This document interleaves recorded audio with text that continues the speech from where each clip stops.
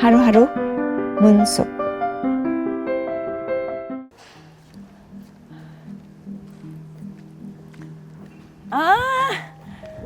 로즈 지미 들어갈까? 그래 빨리 들어가자. 오케이. 안녕하세요 여러분, 하루하루 문숙입니다. 오늘은 파리에 있는 베지테리안 레스토랑에서 친구를 만났어요. 그래서 파리에는 베지테리안 레스토랑에서 어떤 음식을 서브를 하며 어떻게 조리가 돼서 나오며 어떤 사람들이 먹고 그리고 그 셰프는 어떤 철학을 가지고 있는지 제가 아주 궁금해서 찾아왔어요. 우선 저와 같이 들어가시죠. 그 파리에 있는 베지테리안 레스토랑에 굉장히 관심이 많았어요. 왜냐하면 뉴욕이나 파리에 지금 베지테리안 레스토랑이 상당히 많이 있어요. 그런데 그리고 또 사람들이 베지테리안 음식을 많이 찾고 있고 그래서 제가 항상 궁금하고 어떻게 메뉴가 나오는지 그리고 어떤 음식을 주는지 분위기는 어떤지 여러분 같이 즐기세요. 그리고 제가 소개해 드릴게요. 안녕하세요. Hello. 안녕하세요. 안녕하세요. 네. Je vous laisse découvrir le menu. Donc c'est une affaire familiale. Donc nous avons 2 restaurants à Paris. Donc on propose une cuisine végétale, donc végane, que des produits de saison, locaux et biologiques. Le but du restaurant, c'est de faire découvrir que l'on peut avoir des convictions dans l'assiette en étant très bon vivant et très gourmand. Voilà pour la vision de mon restaurant. Why vegan?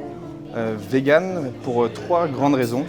Donc c'est l'éthique envers les animaux, l'écologie et la santé. Donc ce sont les 3 grands piliers du véganisme et qui font qu'on s'est intéressé à ce qu'il y avait dans notre assiette. How is people's response for this your menus and things? La vision de la cuisine, c'est vraiment de ne pas faire de la fausse viande ou de remplacer la viande. C'est vraiment de montrer qu'avec le légume et le céréal au centre de l'assiette, on peut être très gourmand et voilà, c'est vraiment dans un premier temps, c'est de montrer qu'on peut manger différemment, avoir des convictions dans l'assiette et passer un très bon moment. Et on a une clientèle qui est très contente, on a une clientèle très variée, on a des gens qui sont végétariens, des gens qui ne sont pas du tout végétariens, donc c'est très varié et les gens sont très contents. How did you make the menu? How did you design the menus? Je fais 4 menus par an avec les 4 saisons. Donc je vais attendre de découvrir les produits de saison, qu'ils soient bien mûrs et je vais faire les menus. Ma technique, c'est d'attendre d'avoir faim pour faire une recette. Donc je vais attendre d'être gourmand, d'avoir faim et je vais réfléchir aux produits que je vais avoir pour pouvoir faire les recettes. Donc voilà, donc suivre la saisonnalité, avoir le plus possible de produits locaux et biologiques, organiques, c'est aussi quelque chose qui est important. Voilà, de consommer français un maximum, européen. On peut aller chercher des épices ou des produits un peu plus loin dans le monde bien sûr, mais voilà, vraiment un attrait pour manger local. J'essaie de faire des recettes très riches en antioxydants. Et vous avez la curcumine qui est présente dans le curcuma. Quand on l'associe au poivre noir, on va augmenter l'absorption de la curcumine par le corps de 2000%. Ça, c'est quelque chose qui est important. J'essaie de travailler aussi sur les sources de sel, de sucre et d'huile pour en avoir des meilleures. Donc le sel, on peut avoir des sauces soja fermentées, la sauce tamari qui est japonaise, qui est super. Il y a vraiment, même pour le sucre, on a le sucre entier, on peut utiliser de la poudre de date pour sucrer directement une recette. On peut mixer les dattes aussi directement dedans. Et pareil pour les sources d'huile, donc essayer d'avoir des huiles qui soient les plus vierges possibles et donc les moins hydrogénées. Voilà, vraiment le but c'est d'avoir des produits les plus purs et les plus sains. The French food is, known for there's a lot of exotic meats and snails. But then there's vegan. So how does it fit into the cultural cuisine and how people respond to it? Je pense qu'ils sont très curieux. Ils viennent vivre une expérience au restaurant. Ils sont contents de sortir du schéma habituel et d'avoir cette proposition d'une cuisine végétale avec une touche française. Parce que moi j'ai été inspiré bien sûr par la cuisine quand j'ai grandi et les recettes qui sont mijotées. Après la cuisine française, elle est très difficilement végane, elle est facilement végétarienne. Mais c'est vrai que pour avoir une cuisine végane, en français, il faut sortir un petit peu de ce qu'on a l'habitude d'avoir et les clients sont contents. Les clients viennent chez moi pour vivre une expérience, découvrir la cuisine végétale suivre la saisonnalité, avoir des produits biologiques et une cuisine surtout faite maison. Ça, c'est quelque chose qui rassure beaucoup. Especially the dairy. The dairy part is like almost impossible without it, right? In France. Mais il y a des choses qu'on utilise en France. On fait pousser du soja. Dans le sud-ouest de la France, on a une grande culture de soja et on peut avoir les sauces soja, les crèmes de soja, le tofu, le tempeh. Ça, c'est des choses qu'on produit aujourd'hui en France. On a été énormément inspiré par la cuisine asiatique et ça nous a beaucoup nourri aussi. Et je dirais que ma vision de la cuisine aujourd'hui, il y a une pointe française, mais elle est influencée par le monde entier et par certains produits comme ça que je vais aller chercher en Asie ou en Amérique du Sud, parfois même aux États-Unis sur certaines épices, en Afrique. Bon, c'est très riche. En Inde, beaucoup de mes aspirations viennent d'Inde aussi. C'est une cuisine du monde. Cuisine du monde. Cuisine du monde. Cuisine du monde. So what would you recommend? Tout à fait. Donc sur mon menu, chaque saison, 5 entrées, 4 plats et 3 desserts. Les 3 premières entrées sont mes signatures. Donc vous avez l'avocat façon dur, c'est un demi-avocat. C'est garni avec un houmous au curcuma. Et vous avez le sel de Kalanamak, qui est un sel soufré, qui va donner le côté soufré de l'œuf, mais sans l'œuf. Donc ça, c'est un petit clin d'œil à la cuisine traditionnelle. Après, on a les crêpes de riz, qui sont une recette très confortable. Donc farine de riz complet, farine de pois chiches, garnie avec un fromage de noix de cajou. Donc pour montrer toute la richesse que peut avoir les noix dans la cuisine végétale.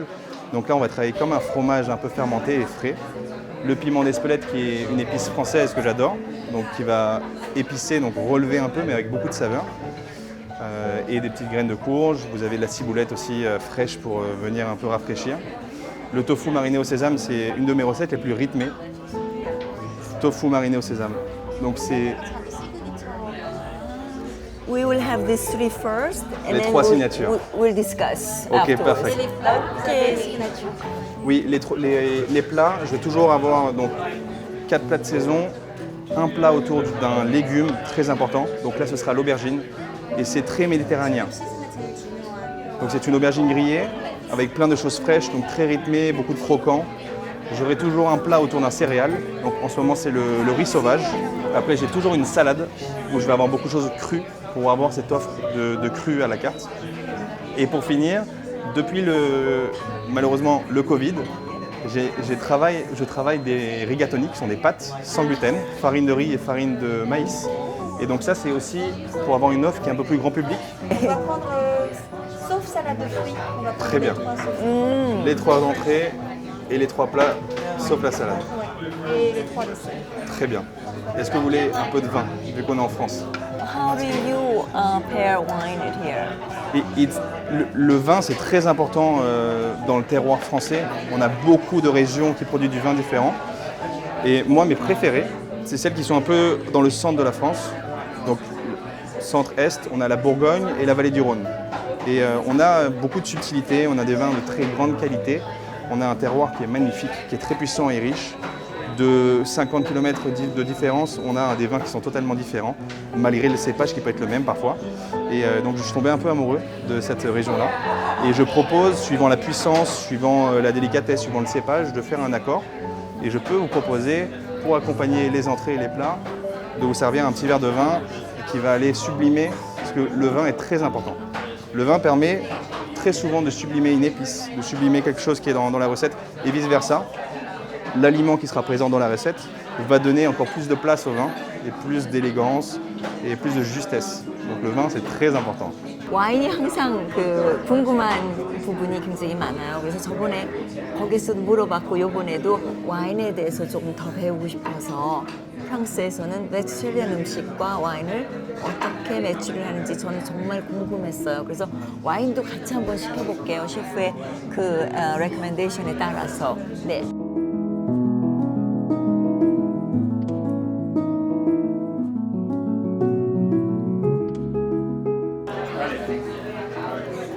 Alors nous avons le tofu mariné, donc mariné dans de l'huile de sésame et de la sauce tamari pendant une journée, 24 heures. Ensuite, c'est grillé à la plancha, enrobé de sirop d'agave pour capter la croûte de sésame qui va être croustillante. That's tofu, right? Absolument. Oh my Sur une base de yaourt au citron That's vert avec du piment d'Espelette. Donc je vous disais, c'est une de mes épices préférées, c'est une épice française, légèrement. Voici pour la seconde entrée. Donc ça, c'est une de mes signatures. Ce sont les crêpes farine de riz, farine de pois chiche avec un fromage de noix de cajou, le piment d'Espelette, toujours mon épice préférée, la ciboulette et les graines de courge.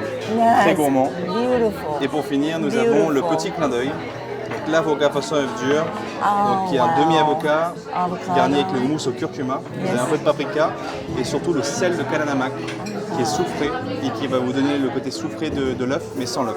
Merci beaucoup. Avec plaisir. Yes. Du coup, je vais vous proposer le vin pour Yes. accompagner les Could you différents. explain us the Absolument. wine that we Bien sûr. Donc pour commencer, vous allez avoir le Vionnier, donc Vallée du Rhône, en face de Tel-Hermitage. And that is C'est un vin blanc, un Vionnier de la Vallée du Rhône. Donc celui-ci, ce sera pour accompagner l'avocat façon œuf dur. Et le Vionnier va être sec, minéral et bien fruité en fin de bouche. Donc on va sentir des fruits, fruits à chair blanche, donc abricots, pêche, ce genre de choses. Donc, très bon pour faire ressortir le 아 curcuma. 이거는 요거랑 같이 On va voir le sycamore. Et donc un vin élégant, long en bouche, une belle structure, de la puissance, on sent le terroir bien ensoleillé, en 100% Syrah. Et donc ça. Et pour finir, on va avoir un Morgon, Côte du Py. Donc là, on est en Beaujolais. On est sur le terroir de la Bourgogne, mais dans la région du Beaujolais. Donc Morgon, Côte du Py, beaucoup d'élégance. C'est affiné en fût de chêne. Donc là, on va avoir une jolie structure, longueur en bouche, mais beaucoup de finesse sur des fruits des bois. Donc quelque chose de délicat qui va venir avec le côté sucré-salé, venir jouer avec les saveurs qui sont présentes dans le tofu. Merci beaucoup. Avec plaisir. Bon appétit. Taxi. 프랑스 사람들은 모든 밀의 와인을 물같이 먹습니다. 그런데 그게 취하기 위한 것이 아니라 음식을 먹기 위해서 먹는데요.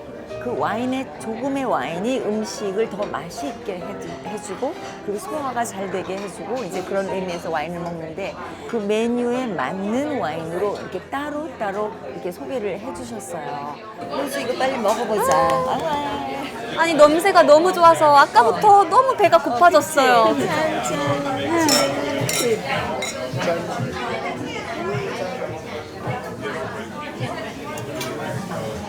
어머, This is very dry actually. 근데 이렇게 비건 음식이 이렇게 요리처럼 나올 거라고 상상을 잘 못하겠더라고요. 제가 항상 강조하는 건데요. 비건 뜻이 나쁘려고 하면 안 돼요. 먹고 따뜻하고 듬직하고 포근해야 돼요. It was good. You enjoyed. 아, fantastic. Thank you. You ready for the next? Yes, please. Perfect. It's coming in a minute. Okay. Alors nous sommes pour la suite. Voici le riz sauvage. Guys. Donc ça c'est une recette du sud de la France que m'a inspiré ma grand-mère. Donc c'est une sauce tomate à la provençale aux herbes de Provence avec un riz noir de Camargue et vous avez les courgettes grillées, vous avez des tomates marinées au soleil, le basilic, un pesto de basilic et vous avez également du céleri frais émincé. Donc voici pour la seconde recette l'aubergine grillée. Donc ça aussi, le contour de la Méditerranée. On a beaucoup d'herbes fraîches, de la menthe, de la nette, du persil. On a 3 assaisonnements. Donc il y a une base de houmous au poivre blanc, du sumac, un pesto de persil, une vinaigrette au gingembre, une crème de sésame. Donc voici pour les 3 assaisonnements. Avec tous les petits éléments qui sont frais et crus. Donc, concombre, poivron jaune, poivron vert, de la grenade, des oignons, pistaches torréfiées et un peu de gomasio. Et pour finir, donc, les rigatoni sont les pâtes donc, sans gluten, farine de riz, farine de maïs, une crème de poivron au paprika fumé. Donc, ça va être fumé. Encore le petit piment d'Espelette qu'on retrouve toujours mon épice préférée française. Plaira beaucoup à monsieur. Avec pignon de pain, on a le poivron vert aussi cru qui va apporter un petit peu de fraîcheur, des olives noires, des tomates cerises qui sont grillées au four. Oh, this Et is- la petite herbe sera de la tagette. Vous allez voir, c'est un goût qui est très parfumé.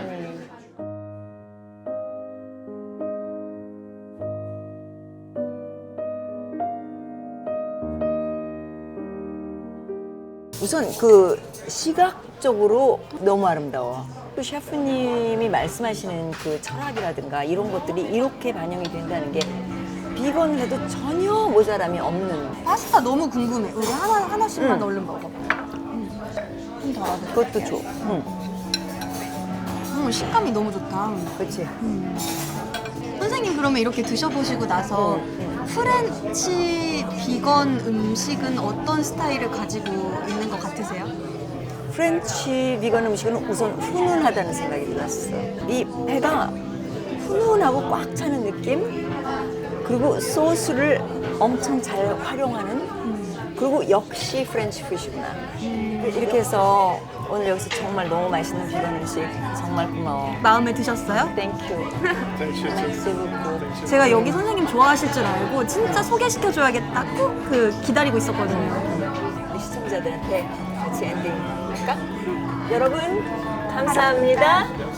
감사합니다. 하루하루 문숙입니다.